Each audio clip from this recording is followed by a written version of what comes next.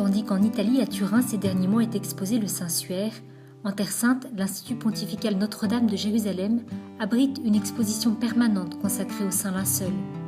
Le projet est né il y a près d'une décennie, suite à la donation d'une sculpture qui reproduit en 3 dimensions l'apparition de l'homme imprimé sur le suaire. Le professeur Luigi De Mattei a fait une sculpture à partir de l'image du Saint-Suaire et l'a reproduit dans une sculpture de bronze très belle. Il m'a dit « Père, vous allez recevoir une sculpture en bronze, une copie du Saint-Suaire, pour Jérusalem. » C'est ainsi que nous avons cherché à voir comment faire une exposition autour de la sculpture sur le thème du Saint-Suaire. Comment hacer una exposición en torno a la escultura, en torno al tema de la Sábana Santa. Le cœur de l'exposition est très certainement la copie du Saint-Suaire abritée sous verre, ainsi que des reproductions de fouets et d'outils de torture de l'époque romaine, une reproduction de la couronne d'épines et différentes études et explications sur l'homme du Saint-Suaire. Je crois que cela offre aux pèlerins une dimension de la personne du Christ très réelle, très concrète.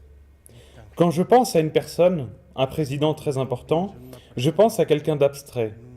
Mais quand je dis « Regardez la couronne d'épines placée sur la tête de Jésus était comme ça. Voici les clous avec lesquels les mains et les pieds de Jésus étaient cloués. »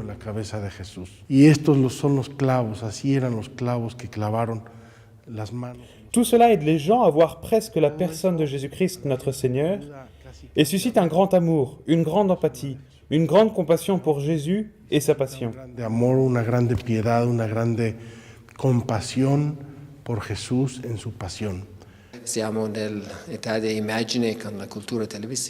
Nous sommes dans l'ère de l'image, dans une culture de télévision et de vidéo. C'est ainsi que les gens veulent voir ce qui est arrivé dans le passé. Il y a une certitude scientifique indicative qui fait que ces images correspondent vraisemblablement à l'homme du Saint-Suaire. À Turin, pour l'exposition de 2015, quelques objets de Jérusalem ont également été prêtés dans le cadre du projet du futur Terra Sancta Museum de l'association Pro Terra Sancta pour la custodie franciscaine. 3 parfums et une lampe de l'époque de Jésus en provenance de fouilles archéologiques sur le mont des Oliviers. Le lien entre le Saint-Suaire et Jérusalem est évident et immuable. L'exposition permanente du Centre Notre-Dame aide à en mieux comprendre le sens.